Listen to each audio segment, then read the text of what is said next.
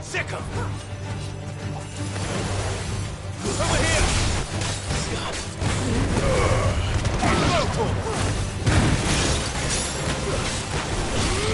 Over here!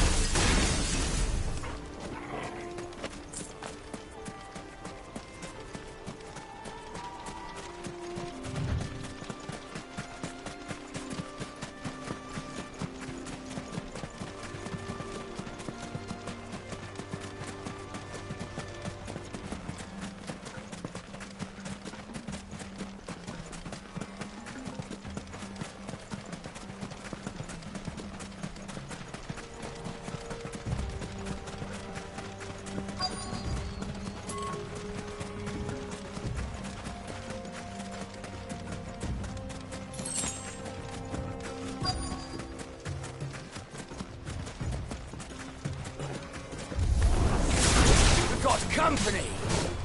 Come on, lads, let's tear the bastard's head off! This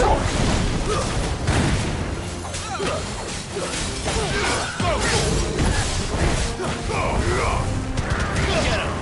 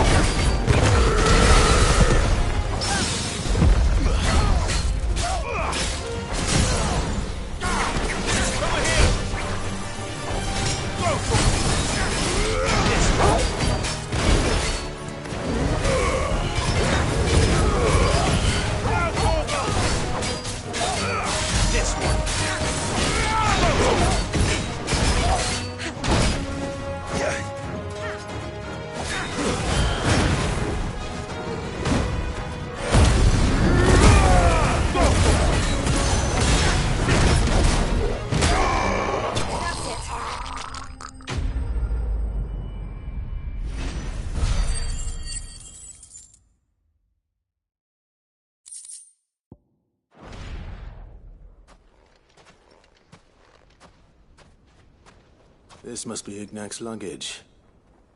Nothing seems to be damaged. All right. Let's get it back to Dalimil.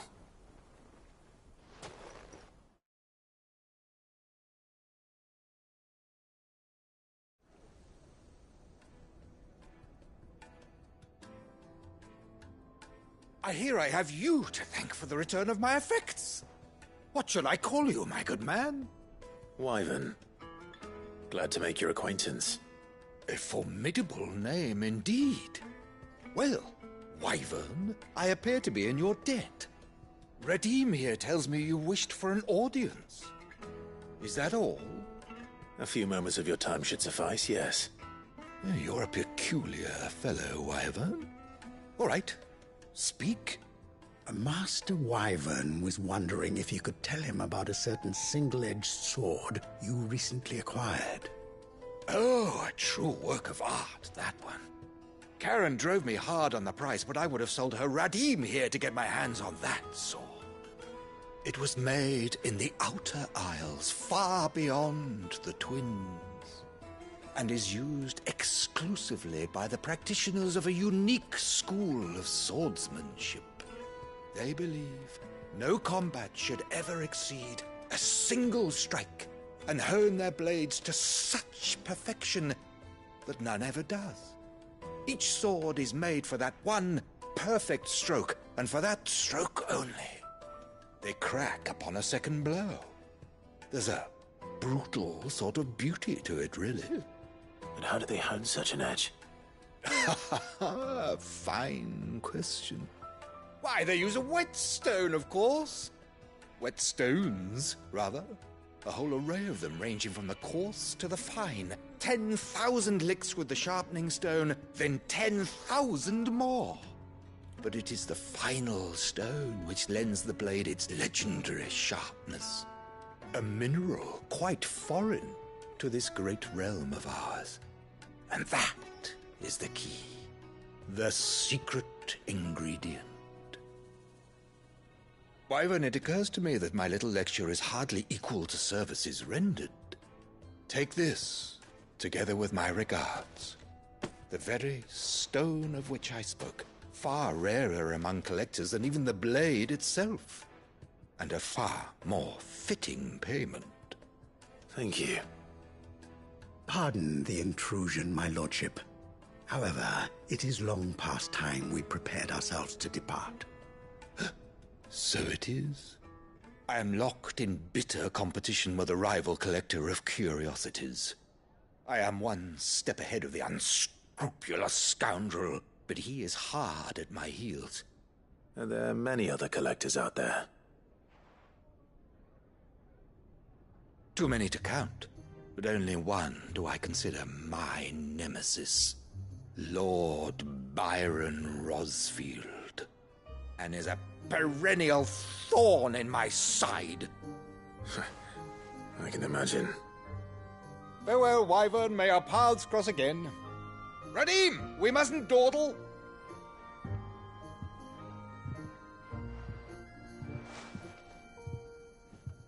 I think his lordship is rather taken with you, Master Wyvern. Thank you again for your assistance. Coming, my lordship. I'll be right there.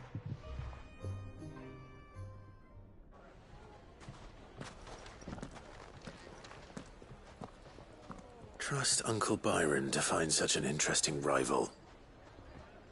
Now, let's see what Blackthorn makes of this whetstone, shall we?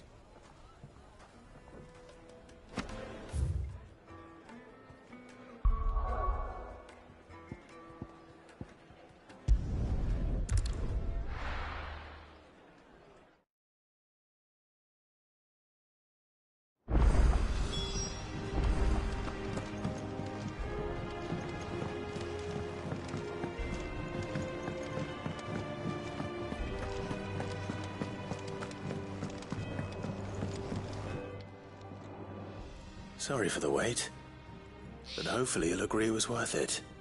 You learned something about that sword, then? I did better than that.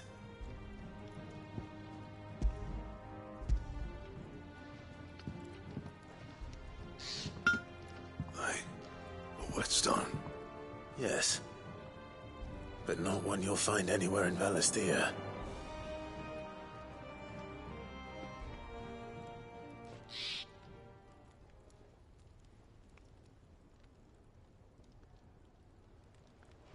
No wonder I couldn't get the same finish on the grinding wheel. One hit and all done, eh? Might not be so bad if all you ever fought were duels. Good luck on the battlefield. Your second opponent would be your last, no matter how good you were. Even so, is there some way it could be used to give the Cursebreakers an edge? I think so, yeah. With this whetstone and the right kind of steel, I could probably even make a twin of the blade that rattled me. But there'd be no replacing this little rock once I worn it down to a sliver. I reckon we get a dozen swords from it, if that. Swords that the curse breakers wouldn't know how to wield properly, and that would see them through a single fire piece. Nah, no point trying to copy that thing. Be about as much use as a wax anvil. But finishing our blades with a whetstone this fine, now that's something to consider. And what's finer than fallen masonry, eh? Or more hard-wearing, for that matter. Just imagine it. Good Valesthian steel with an edge as sharp as any found in the Outer Isles. I won't make a copy, nah. I'll make something much better. I'm sure the curse breakers will be delighted. Just don't push yourself too hard. Don't you worry about me, Sunshine.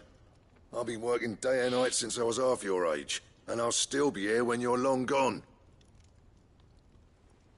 Hey, thanks, Clive. I mean it. I owe you one, August too. It's good to know someone's looking out for me. He'll be happy to hear you said that. And I'll see that my debt to you's paid. First new blade I make's got your name on it. You come and find me when you've got the materials. All right. I will.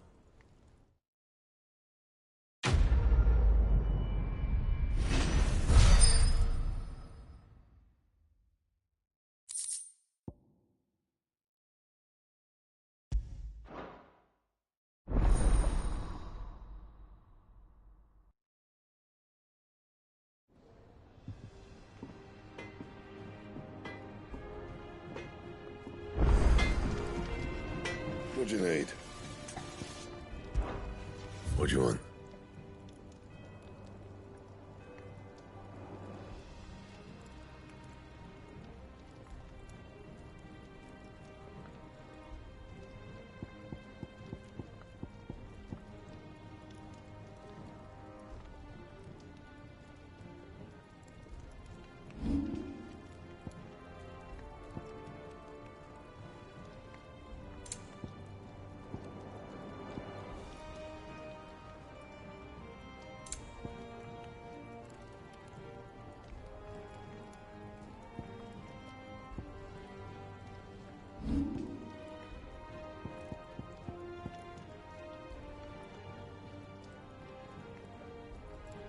That it?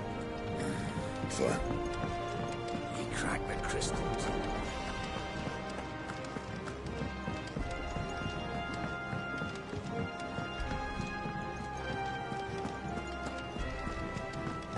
Is that the thing Tomes helped with? Mid told me she was building a ship.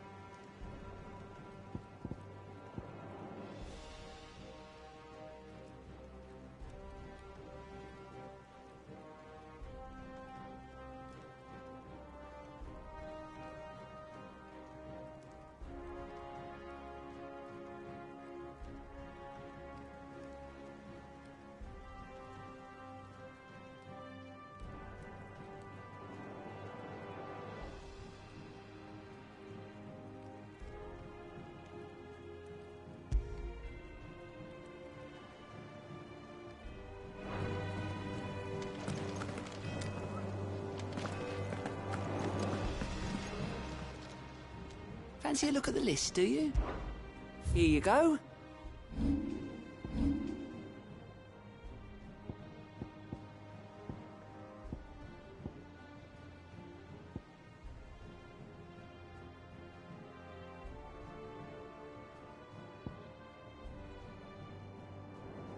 Always something in there.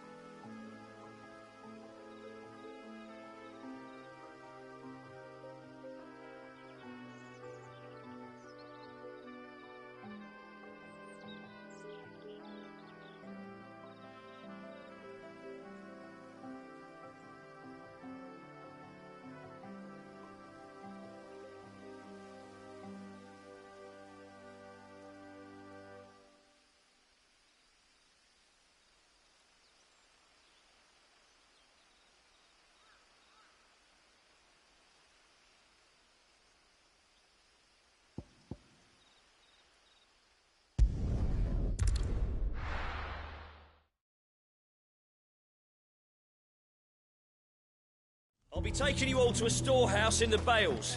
Leave anything you don't need behind.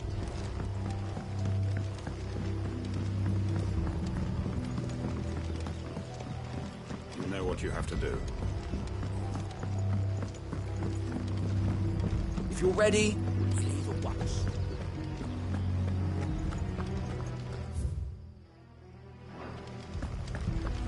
Come, my children.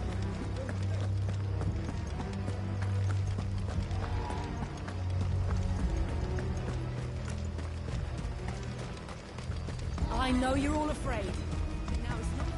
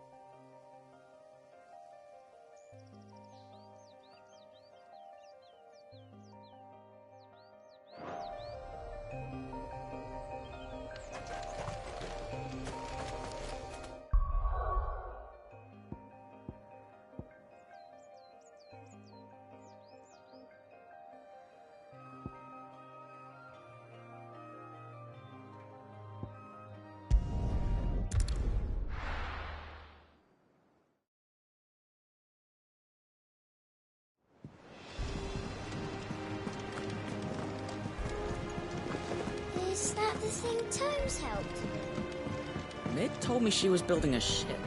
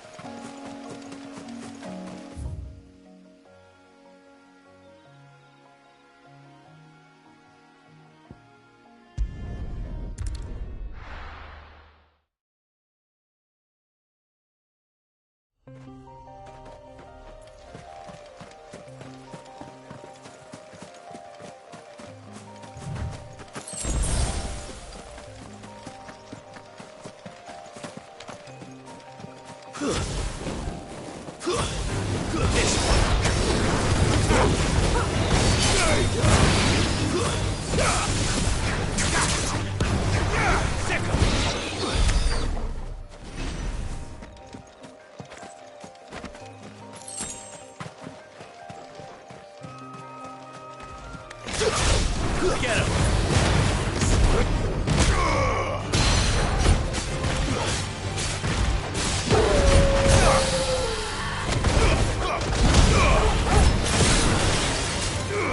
Over here!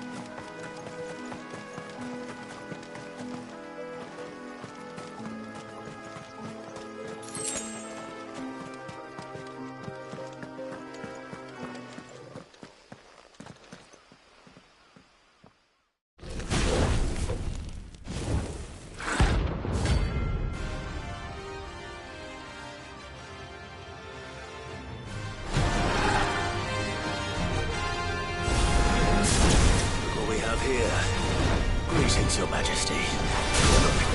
Get him!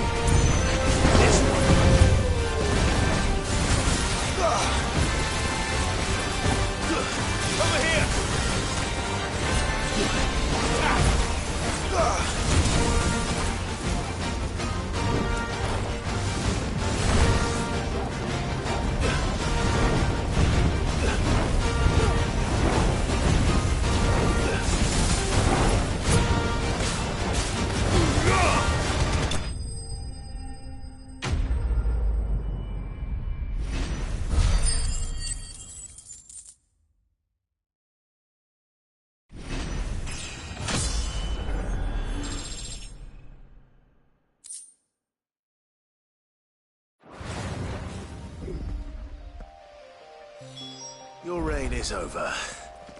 Now to collect the ash. This looks like the stuff. Let's see if there's any more.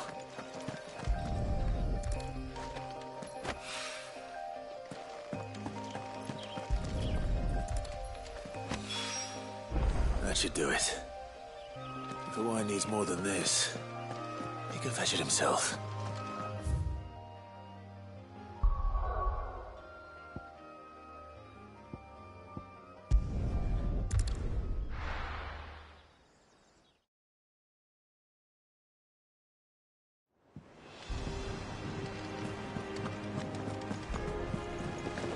Is that the thing Tomes helped to build? Mid told me she was building a ship.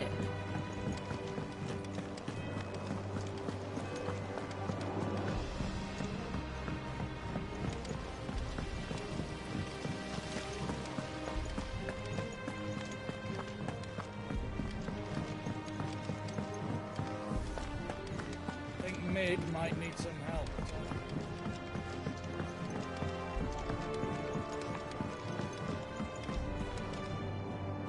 All right there, Sid. How's that hunt for the bomb ash going? I have it here.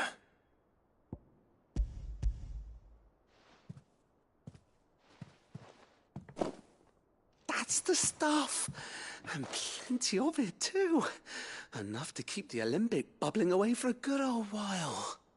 You're a gent, Sid. Let nothing say otherwise. Right then. Let's get this contraption up and running.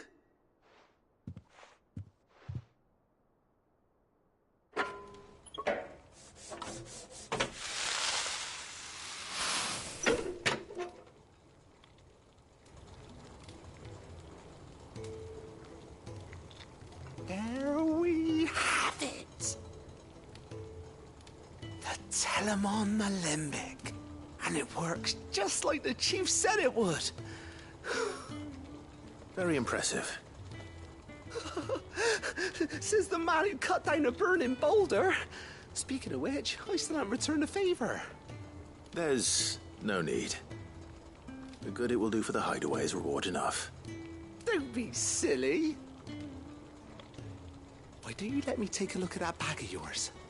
The one you keep your potions in. Reckon I could work some magic on that, huh? What kind of magic? Well, We happen to have isolated a substance in our test run of the Alembic that I reckon will make even the toughest leather supple as anything. Thought we might use it to breathe new life into old boots and the like. Save the hideaway a few gil. Ah, I reckon if we slap a bit on your bag, it'll loosen it up enough for you to squeeze in a bottle or two more. Well, it can't hurt to try, I suppose. That's the spirit. Leave it with me. I'll only be a mo.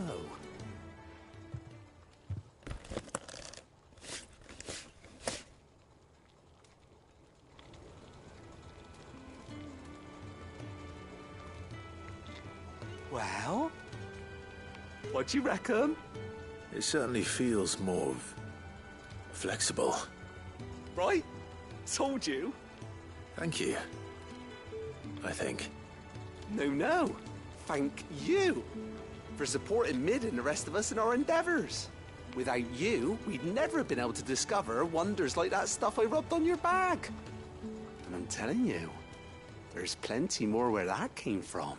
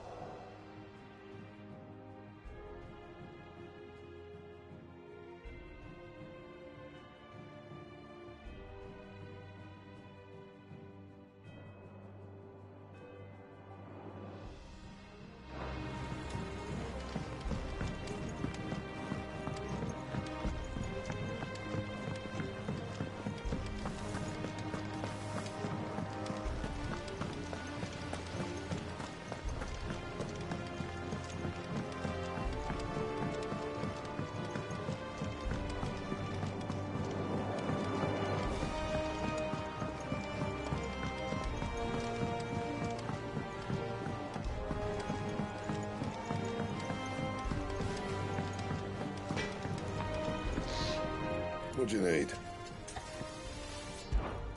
For St. Fornian, dear.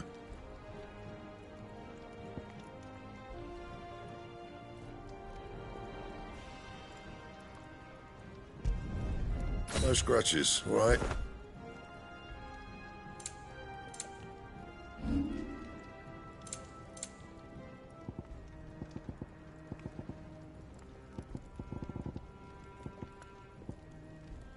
And?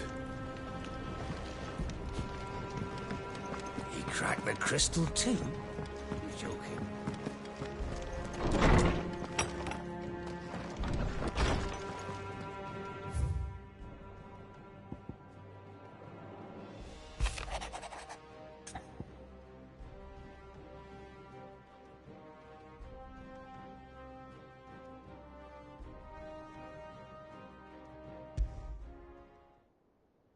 What could be wrong with Torgor? He seemed well enough when I last saw him.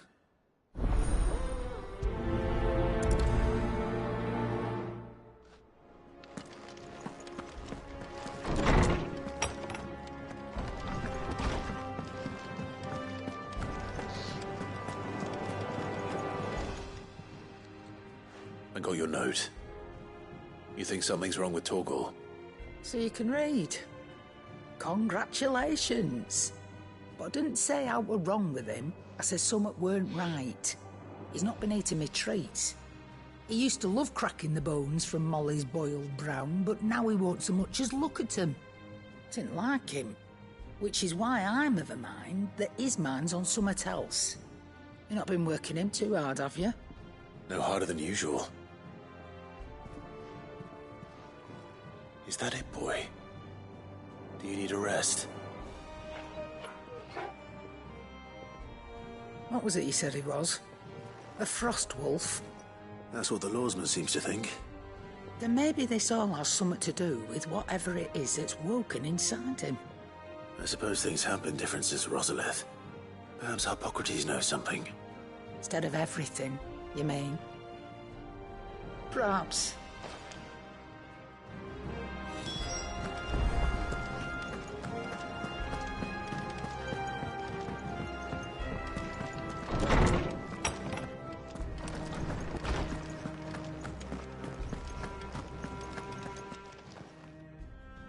Oarsman, I need to ask you about Torgal.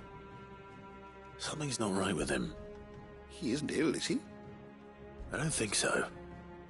But according to Lady Karen, he seems to have lost his appetite, which is certainly a new development. She says he's hardly been touching his bones of late, and she believes it may have something to do with what happened at Rosalith Castle. I rather think she might be right, though not about his appetite. All canids are instinctively inclined to crack open bones for the rich marrow that resides within, and I see no reason why a frostwolf should be any different. Accordingly, I suspect it is not a lack of appetite that afflicts Torgal, but a surfeit of it. If we assume that his newfound magics require additional nourishment to sustain, it may well be that the bones Lady Karen is accustomed to providing are no longer sufficient. Frostwolves, after all, habitually prey upon far larger animals, whose bones may yield altogether different nutrients. As to where one might find a suitable substitute, some antelopes that graze the meadows of eastern Rosaria have been known to grow to a size more than double that of their lesser cousins. I don't recall ever seeing any that large. And little wonder. The oldest and largest such creatures rarely leave the safety of the highlands for fear of predators. The last elder antelope sighting I recall hearing about took place near Cressida, and that was long before the village was abandoned. Even so, it seems like a good place to start. Good hunting, Clive.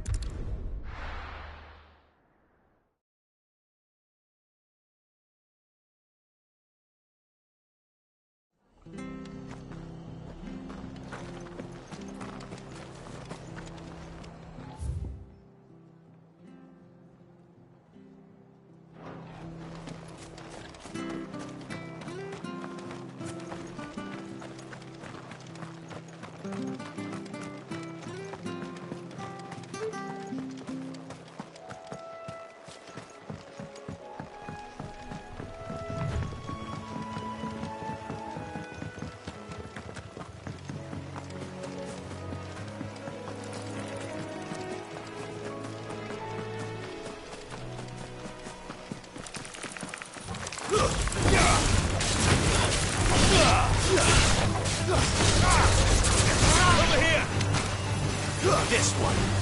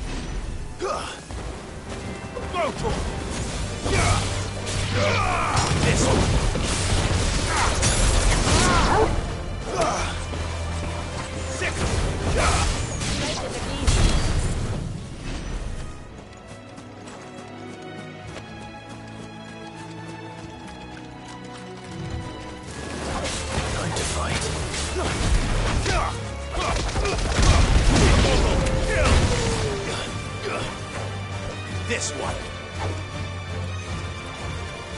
Attack! Go, Torgal!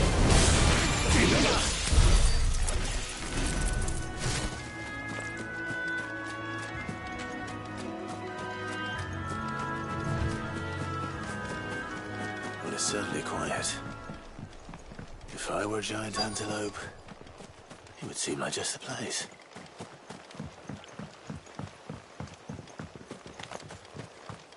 I doubt we'll find one bigger than that. Hungry, Torgal?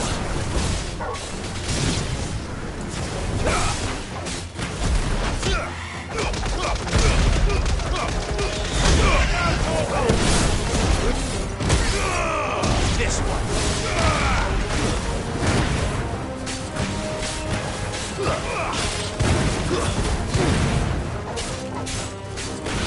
This one. This one.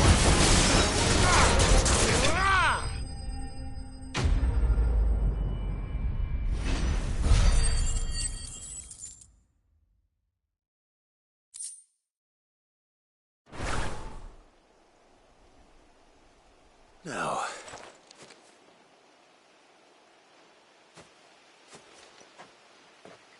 will it be enough, I wonder?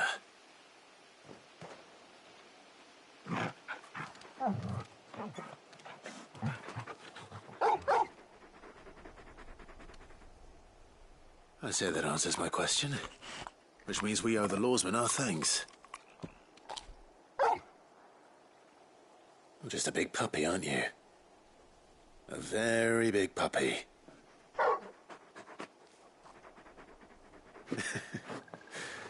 You do know you can take that with you, Torgal. Lady Karen will be relieved to hear you've got your appetite back. Come on, boy.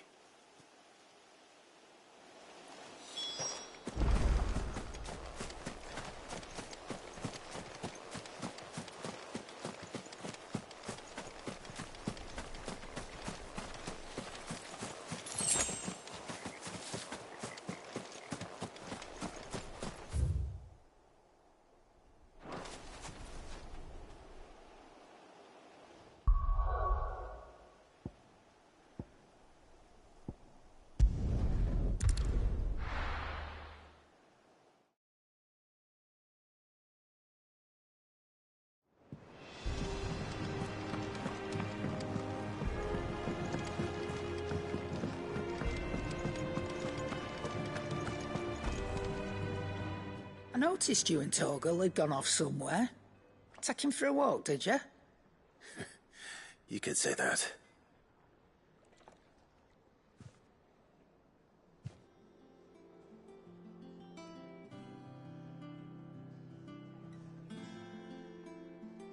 So, Molly's leftovers weren't good enough, eh?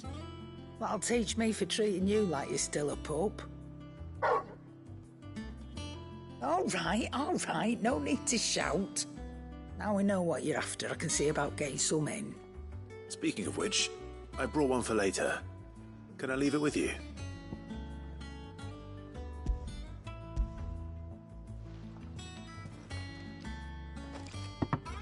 You can, aye. I'm nice like that. In return, you can thank Tomes for me. The bloody know-it-all. I was just on my way to see him.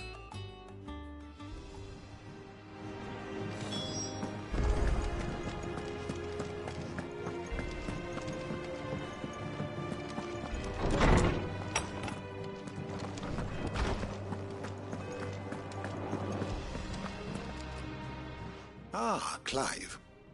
Were you able to locate your quarry? We were indeed, Lawsman. You pointed us in exactly the right direction. And Torgal's been a very happy hound ever since. Very good, very good. Lady Karen sends her thanks, by the way, for your part in solving the mystery. Ah. But that reminds me. After your last visit, I found myself pondering Torgal's talents. Do you recall our conversation concerning Lady Jill's role in Torgal's transformation? About how she somehow woke the power within him. Precisely that. A reasonable conclusion, I thought, but one which raised certain questions in my mind. You see, The Fenrir of legend served Shiva and Shiva alone, and while the powers attributed to him are certainly impressive, the records imply they are somewhat different in nature to those you describe Torgal as having used. What are you suggesting? That Torgal may be the beneficiary of more than one Icon's power. Consider that in addition to Lady Jill, he has served as a loyal companion to you, your brother, and even the late Cid. In short, the Icons hitherto near at hand, or should I say at paw, have been diverse and plenty, and that number has only grown as the realm's dominance have fallen to your sword. One can but speculate as to how all of this has affected Torgal. He has seemed more fierce of late. And if I am not mistaken, he will grow fiercer still. We are fortunate indeed to be able to count him amongst our allies and not our adversaries. Oh, he's more than an ally. He's a friend.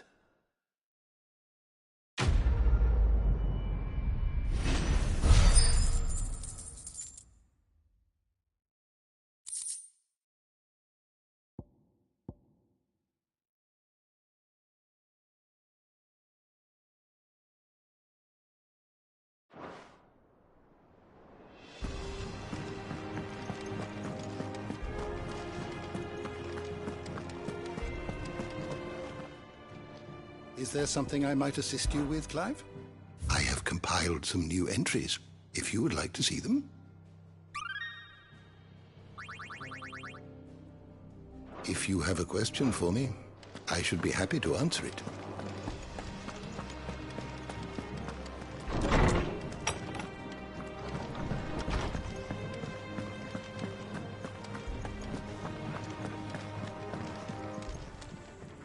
Don't just stand there gawping. If you're gonna buy something, be quick about it.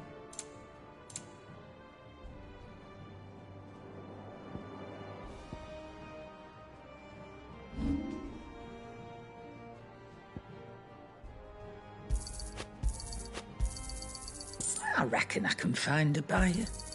You got out else?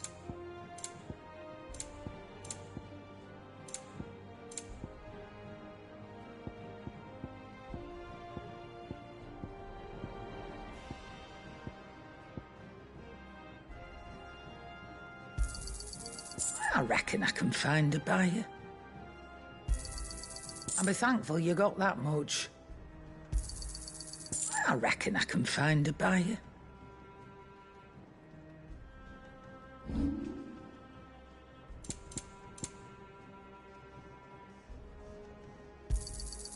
You're rubbing me blind, you know. Finished, are you? Crack the crystal too.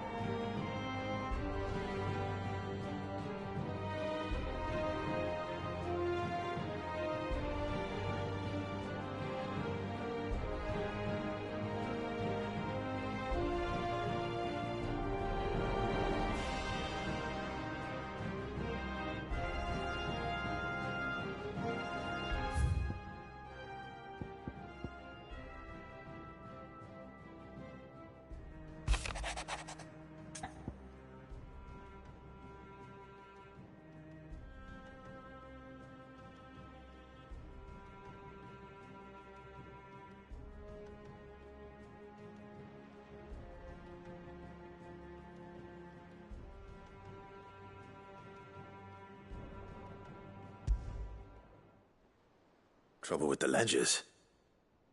Shouldn't he be asking Otto for help?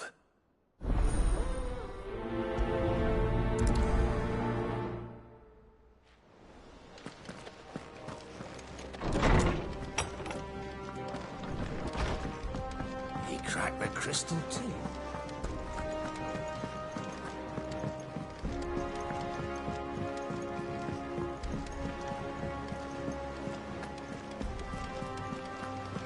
Is that the thing Tomes helped? Mid told me she was building a ship.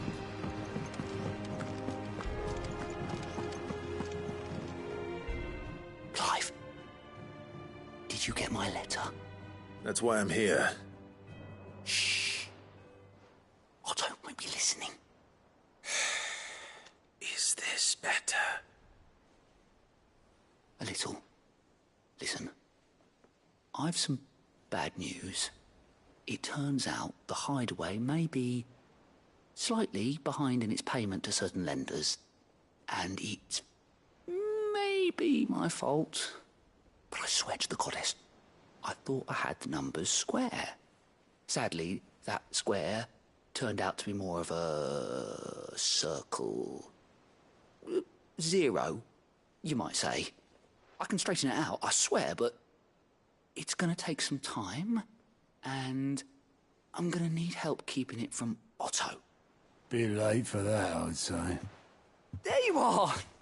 What a surprise! So let me get this straight. You forget to pay our lenders what they're due, and instead of coming straight to me, you get Clive to come to you. And I hope he'll dig you out of the hole you've dug for yourself. Clive, the man in charge of the place you've been cheerfully trying to bankrupt. And you thought this was a cunning plan. Why? Well, who needs paying?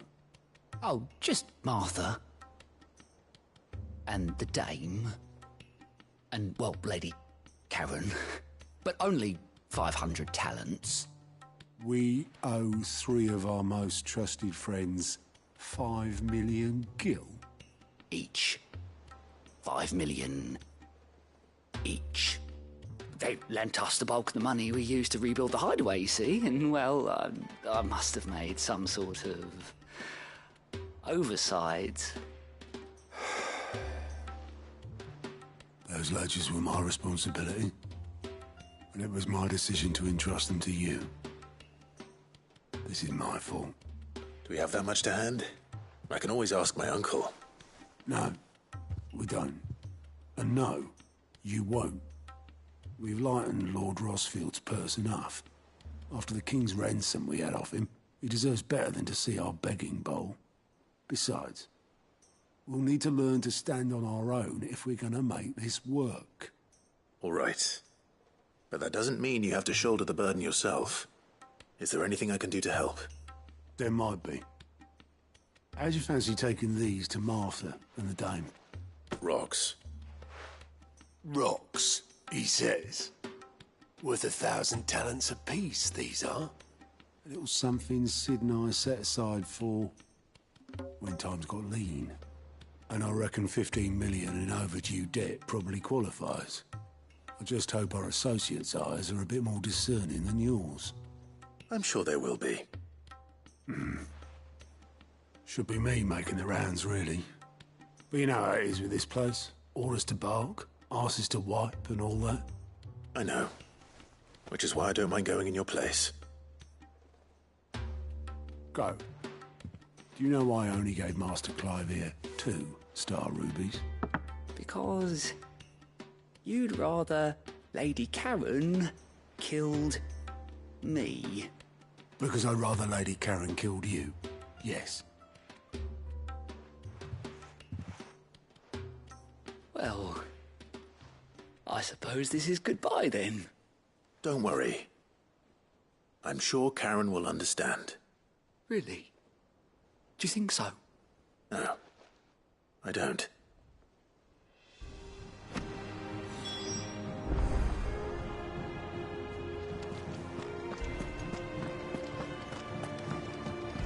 Mid told me she was building a ship. Is that the thing Tomes helped?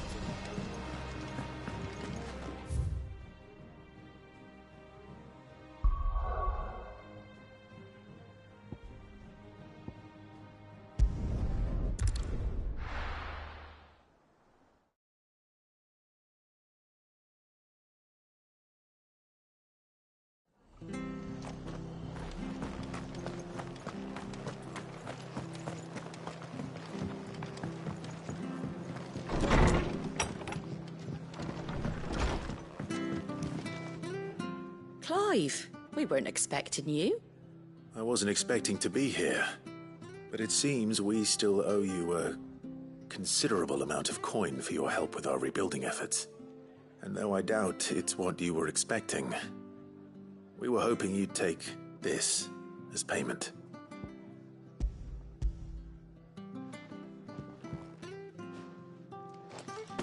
A star ruby? I can't accept this. It's worth at least twice what you owe me. More if you can find yourself the right buyer. Think of the difference as interest. Interest? If word got out I charged that much, no one would ever borrow from me again. Anyway, why are you the one here asking me about this? I'd have expected Otto. Bit much sending the Lord Marquis out to settle your debts, isn't it? The old goat working himself to death again? Something like that. Most days I think he's the only reason the hideaway's still standing. Same as always, eh? Back when the place was nothing but a twinkle in the eye of a recently retired Lord Commander, word is he was the first one Sid reached out to. Probably knew that without his strong arm and level head, the idea would never get off the ground.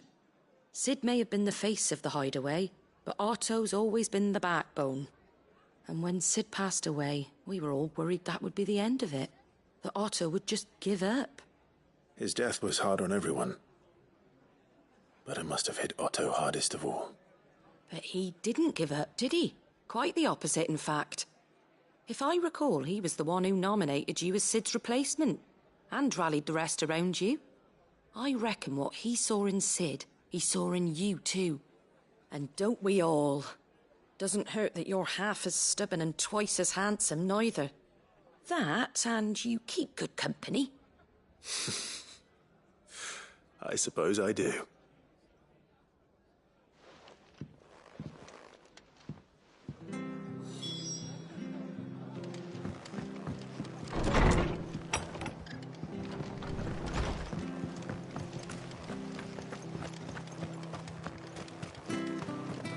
Anything catch your eye?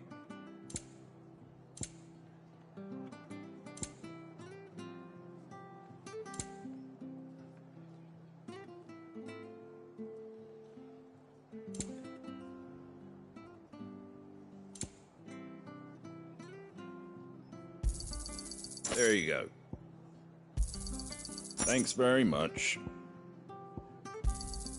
There you go. Thanks very much. Take care out there, eh?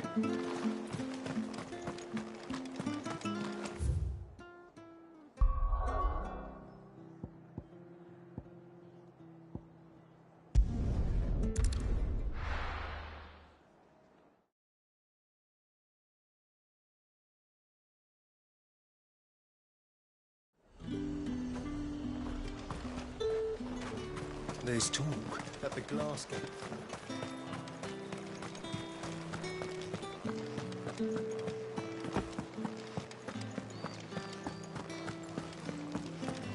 Did you hear? The gates to heaven. I want to see you. What am I going to do without Sweetwater and Oil of Talc? Milady, I come bearing gifts. Gifts? Whatever is the occasion.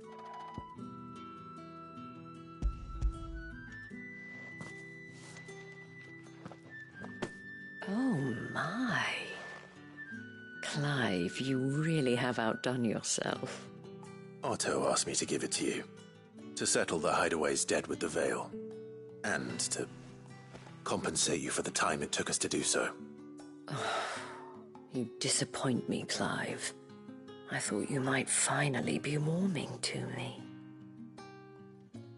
Tell Otto he can keep his baubles.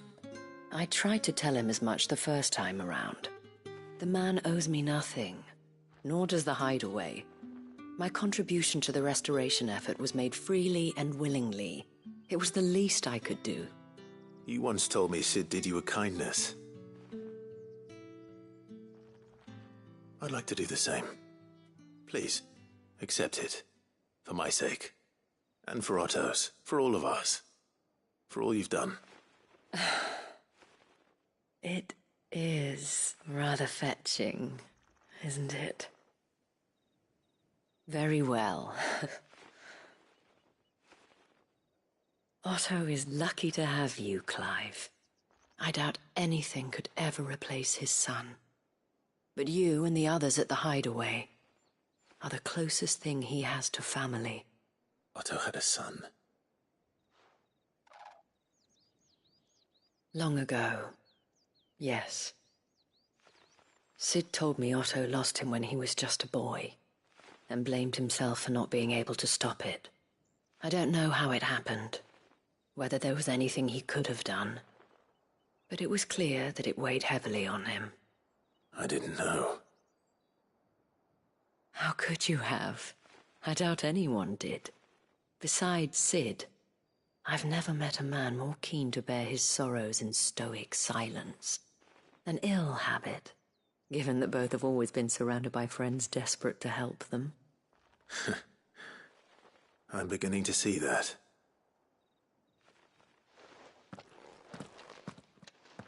Go will want to know the stones were delivered, if he's still with us.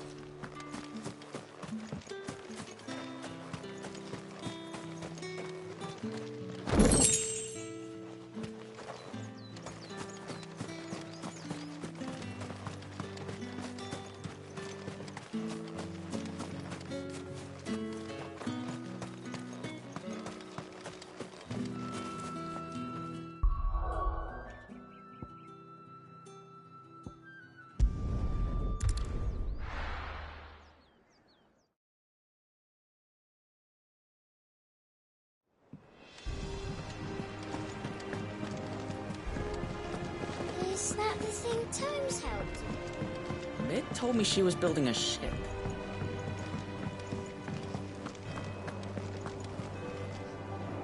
Goat. Still alive, I see. So Lady Karen accepted the ruby. Ah, about that. I tried my best, but she was just too stubborn to take it. She threw it right back in my face, in fact, and told me I could stick my stupid stone where the sun don't shine. Karen refused payment. I hope it wasn't something I said. I'm sure you were as tactful as ever. Let me see what I can do. Oh, wonderful. I hope you have better luck than I did.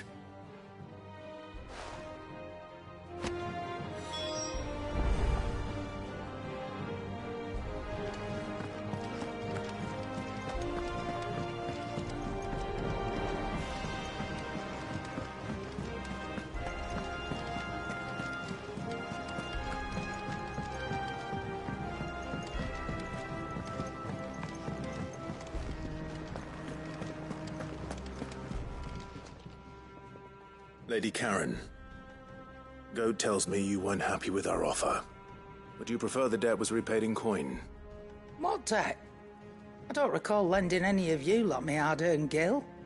I may have tossed a talent or two in the Hideaway's coffers, but those were donations, and you can hardly call it charity if you go asking for it back. Of course not. But one good turn deserves another. And our circumstances have changed. Surely you wouldn't shun the gratitude of a pauper who happened to have become a prince. Oh, so you're a prince now, are you? Fine. But I'm selling it and taking what I'm owed, then you're getting the rest whether you like it or not.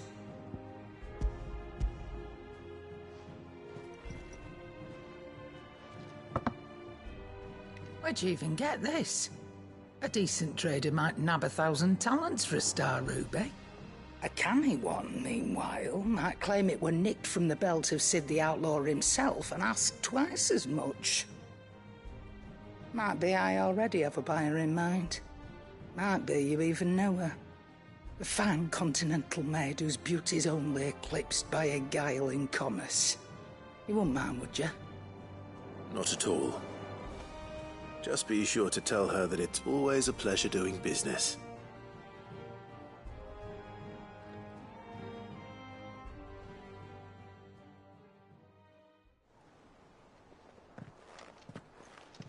I hear you ended up delivering all 3 stones.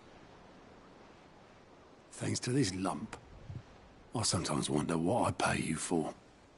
Speaking of which, I still haven't been paid last month's wages. Oh, so you remember what's owed to you, then? Get your ass behind that disc of yours and don't get up before those ledgers are square. Right away.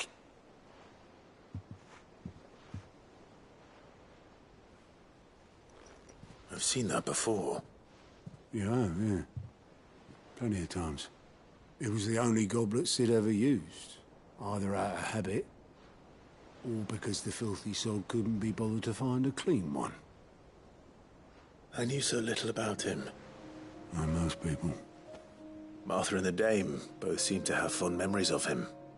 I bet they do. How long did you know Sid before he...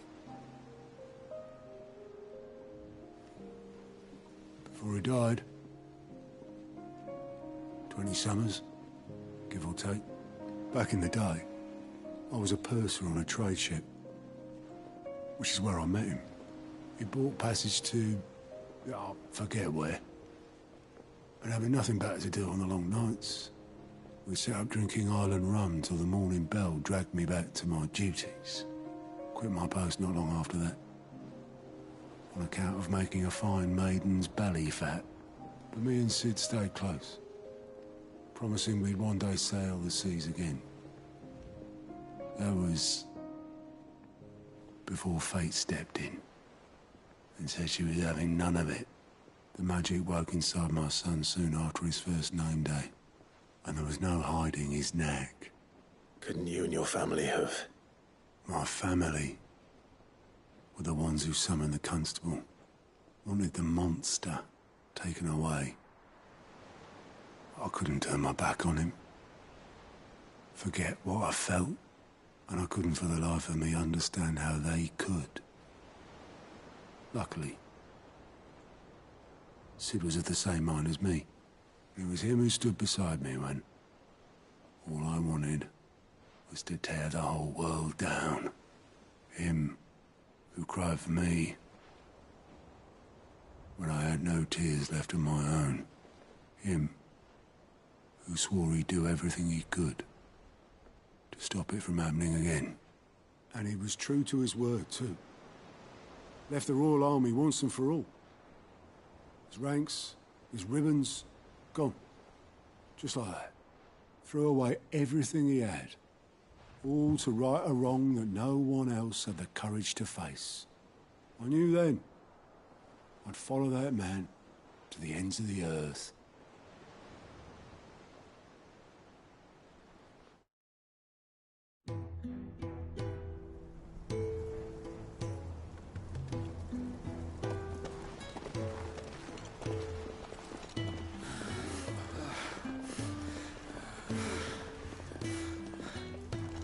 He was always too clever for his own good, was Sid. Saw the world for what it really was, while the rest of us were content to go along with the lie we were shown. And it can't have been easy, bearing that burden alone.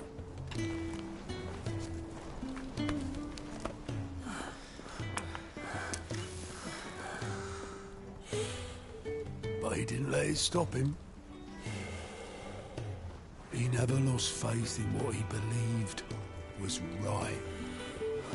And that gave us faith in him. Faith he'd steer us true.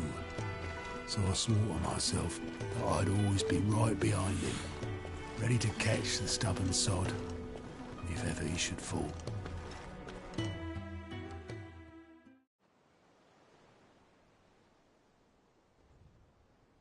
But I couldn't even do that.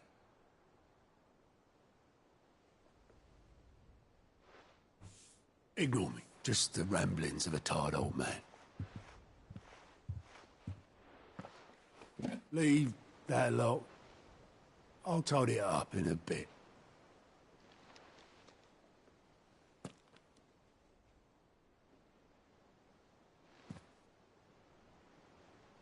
This is Sid's handwriting.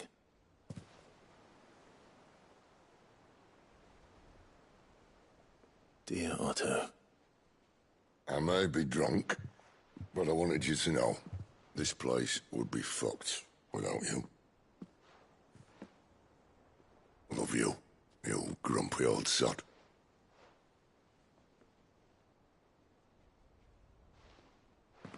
This note. Hmm? What about it? Sid was right.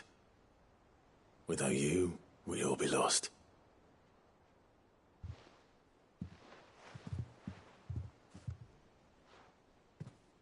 He should have bloody well said so then. Just once. Before he went. But then, why would he? Him, or anyone?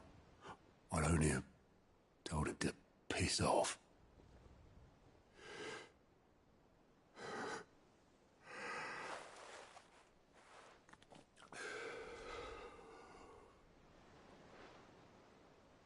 You're wrong, though. Both of you. It was never just me keeping the hideaway afloat. It was all of us. I just shoved people in the right direction. I barely seem to be able to do that anymore.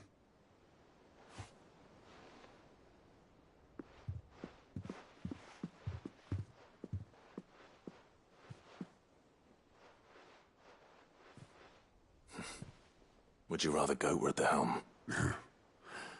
Well, maybe I've got a few more years left in me. I'm going to hold you to that, Otto. Before you go,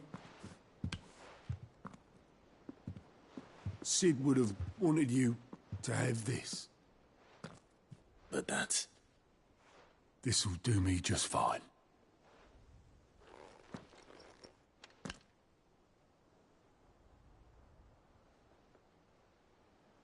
Thanks for the ray of sunshine. I'll see if I can't pay you back. Already have.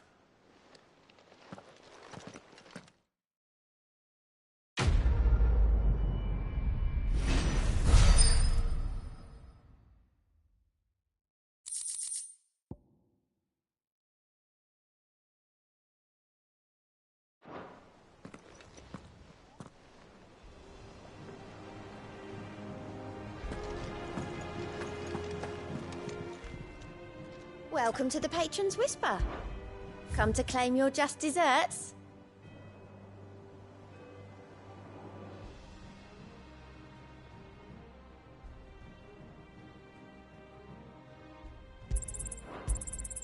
All yours.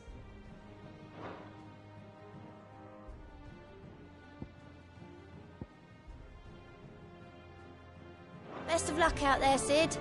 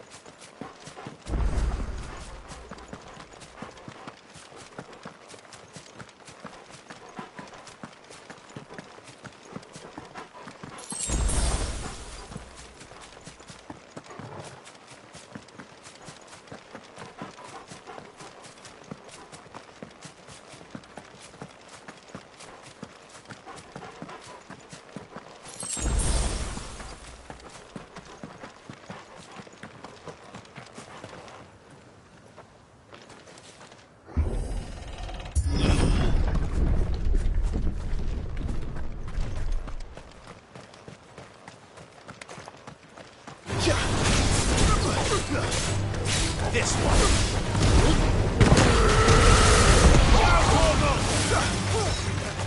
Over here. Get him.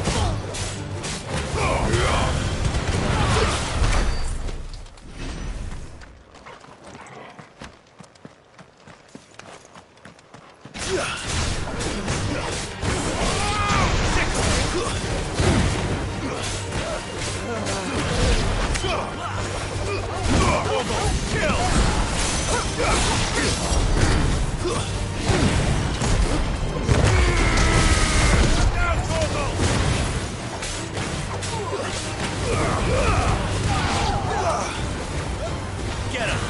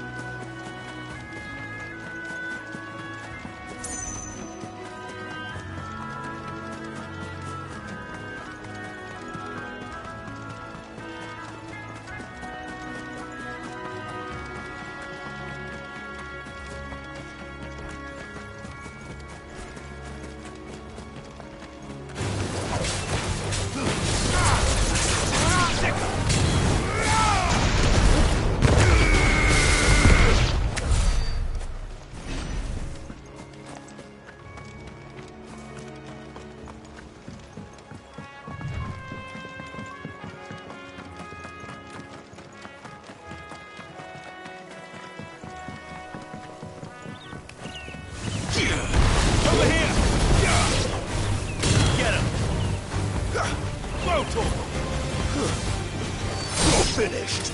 Get him. Attack.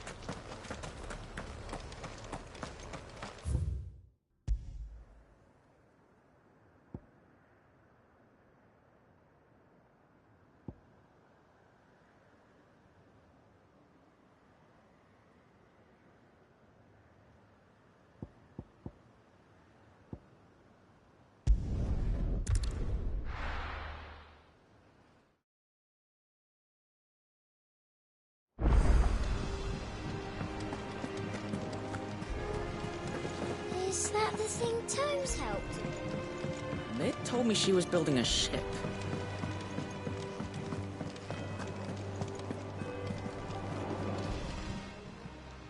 Clive! Anything catch your eye?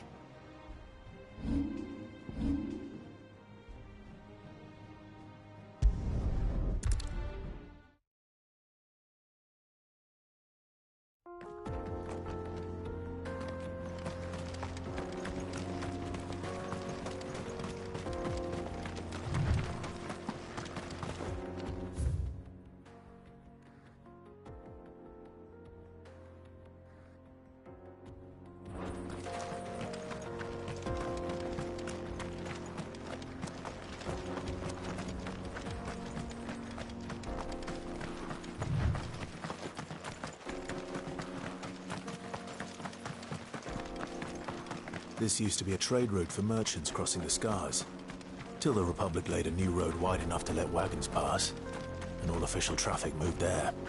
Leaving this one for those living outside the law. Indeed. I doubt we'll be the only outlaws on the trail today.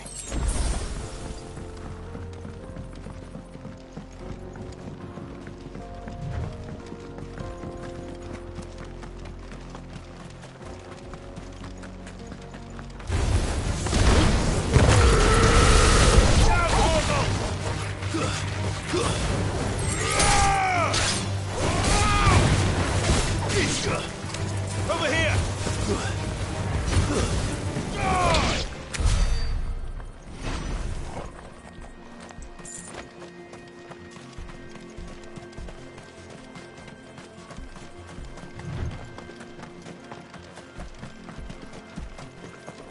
So what do you think? That we'd be like... Really? It's as bad as that? Oh, aye. There's trouble up ahead. And too much of it for us to handle. I take it there's danger on the road. Oh, what about this fearsome-looking fellow? You think he'd be equal to the task? Well, no doubt. Assuming he's willing to hear us out. Well met, friend. My brother and I have been tasked with finding a merchant's missing cart. You seen it by any chance? How does a merchant misplace his cart? Oh, the man's a coward. When he thought goblins might come a-snarling, he ran, leaving his livelihood abandoned in the pass. He sent the two of us to fetch it, but it's gone. Now, I'm not much of a thinker, but I know the work of thieves when I see it. My brother's right on all accounts. And by my estimation, the bastards are lying in wait just down the road. We may have seen our share of action, true, but we've not got the skill in arms to boldly brave an ambush. You, however, have the look of a man who needn't fear a band of backwater ruffians. What do you say? Will you help us out? Chances are they'll come for you either way. But if you promise to lend us a hand, at least you'll pocket a reward for your troubles. Well, if I'm going to have to deal with them anyway. You've clearly got a fine head on those broad shoulders. We're lucky you came along.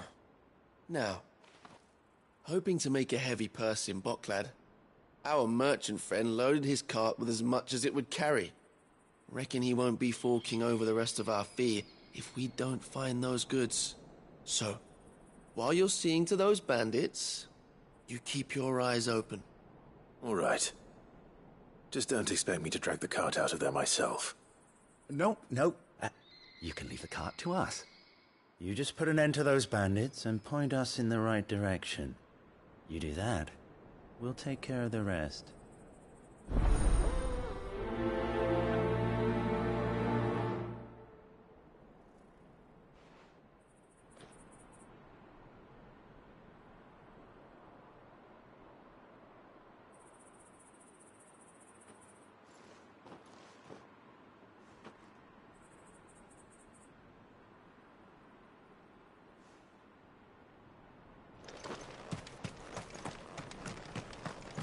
I'm not sure I trust those two. But if there are bandits lying in wait, I should probably take care of them. Look lively, you lot. We've got guests. These must be our bandits. Hold on! Kill! Yeah! Get him!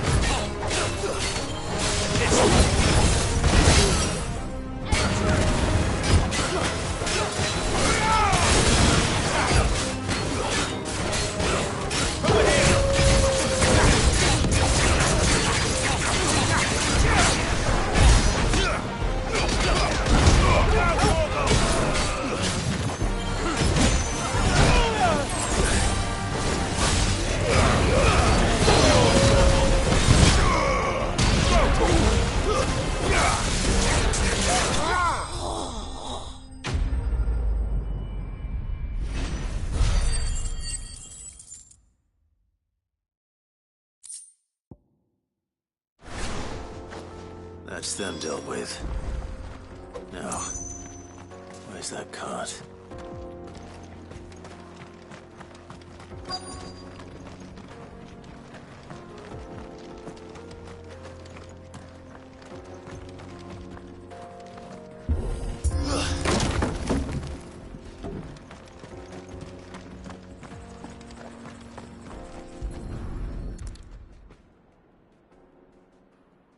Getting all of this out of here will be a nightmare. Seems we've found ourselves the right man for the job, wouldn't you say? Found the cart and didn't leave a single bastard breathing. Our merchant friend will be delighted. And how exactly will he be getting his goods out of here? You leave that to us. After all, it'd be wrong to make such a fine warrior haul cabbages to market. You've done your part. And that's all you need to worry about. Here.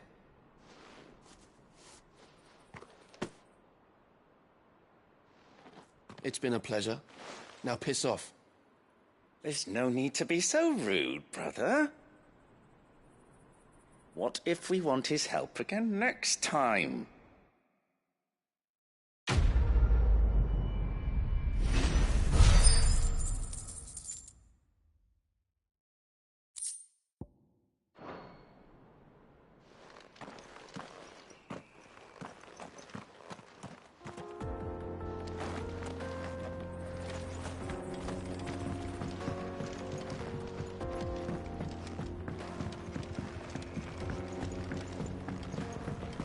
I see the Dalnecs lag behind Rosaria when it comes to bridge building.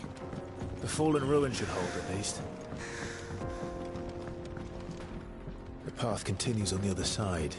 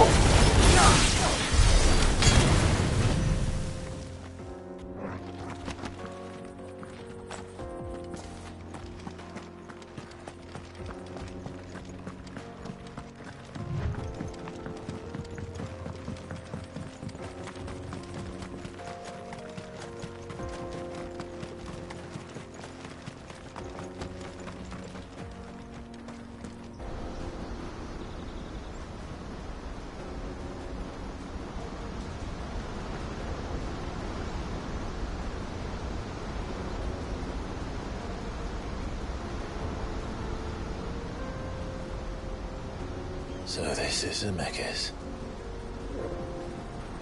The land of the gods. It's even more impressive than I imagined.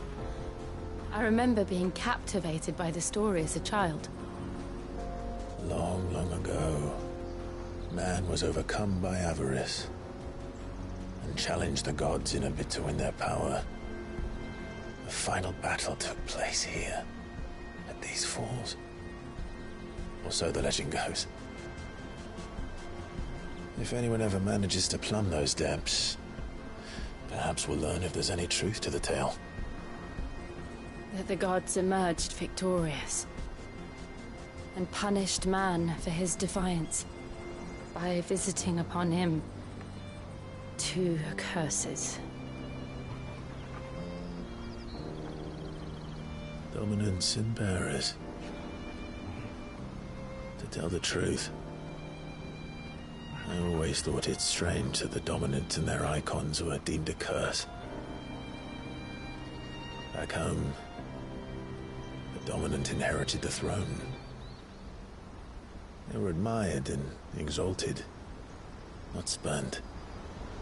Whenever I got to that part of the story, I always assumed there must be something I'd misunderstood. You had a lot of storybooks, didn't you? In your room, I mean. When we were young. The old legends were always my favorites. Epic battles between gods and men. Father encouraged me to read as much as I could. He thought it good for my education. You really were a boy like any other, weren't you?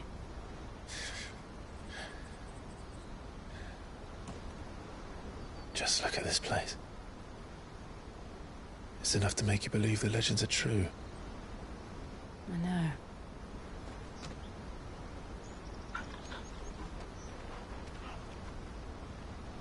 We're not far from Boklad. The road will be busier up ahead. Then we'll have to keep our wits about us.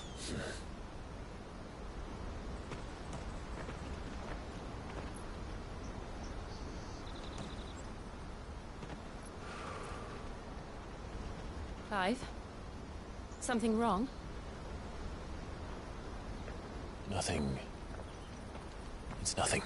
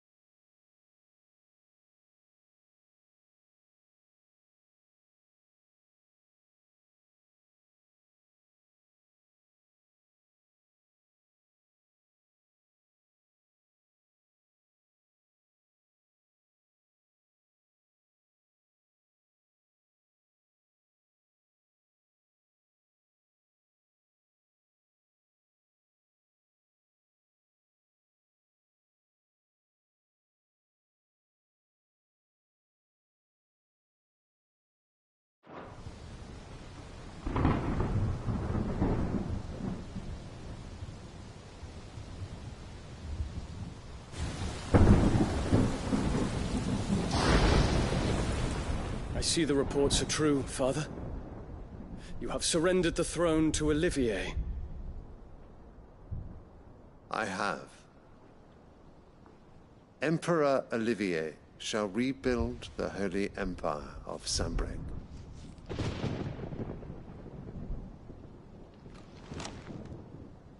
How is he to rule an empire? He is but a boy. I shall advise him until he comes of age. Father, please. Or for as long as I am able. The empire we seek to build needs young blood to rule it. And I can think of none better suited to the task.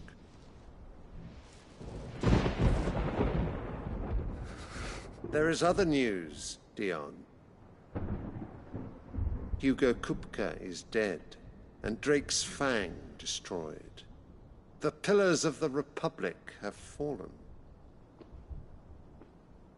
Ere long, the Imperial banner shall fly over every city in Storm. And then Valisthea. All shall bow before their Emperor.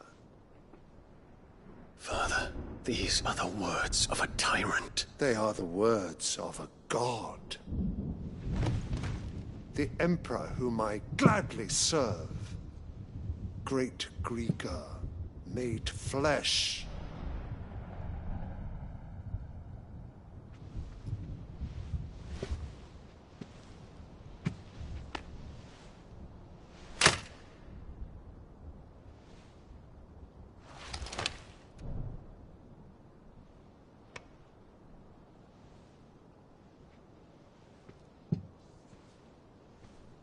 Return to your camp, Dion, and ready your forces.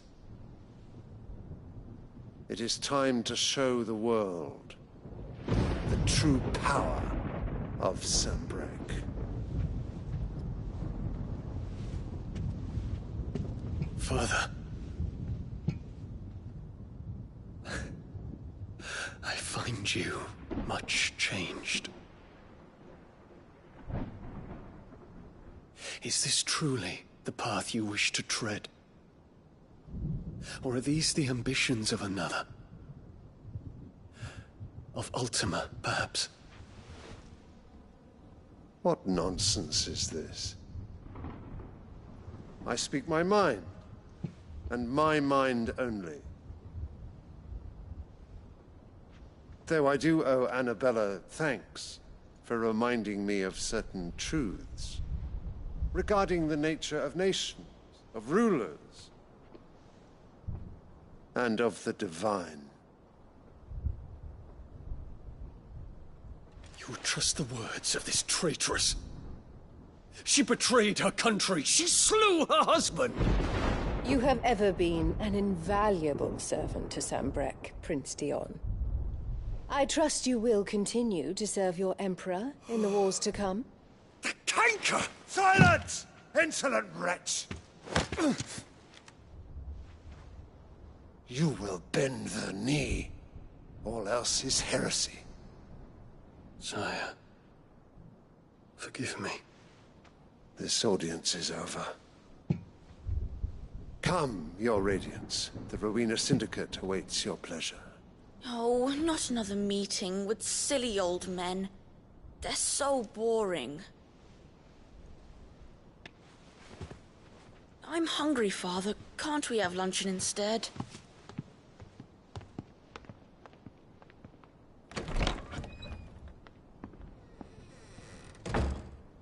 Does it pain you that you will not inherit your father's throne? I have suffered worse.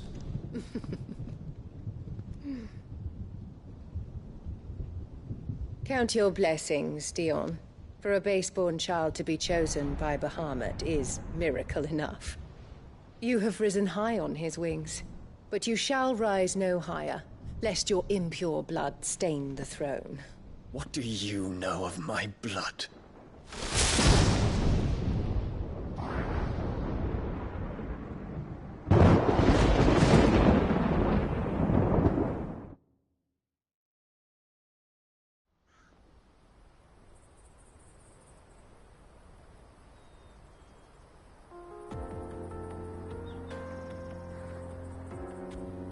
The Boklab markets are to the north. We just need to hug the coast.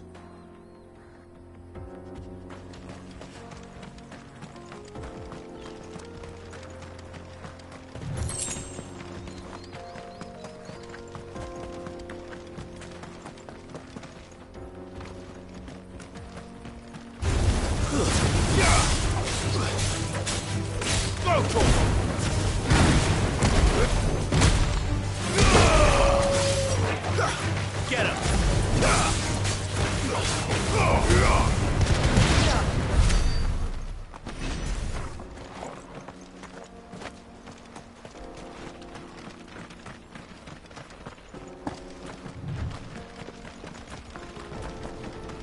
Infiltrating the Dominion won't be easy with the Imperials on high alert.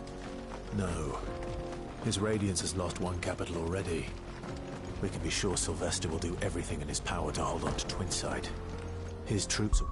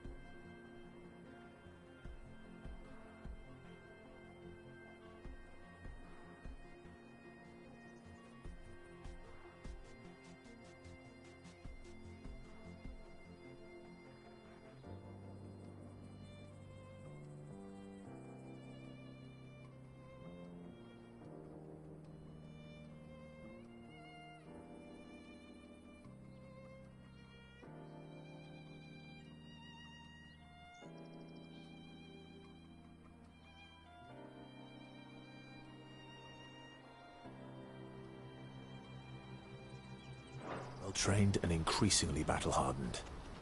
But it's not as if we can wait for the siege to end.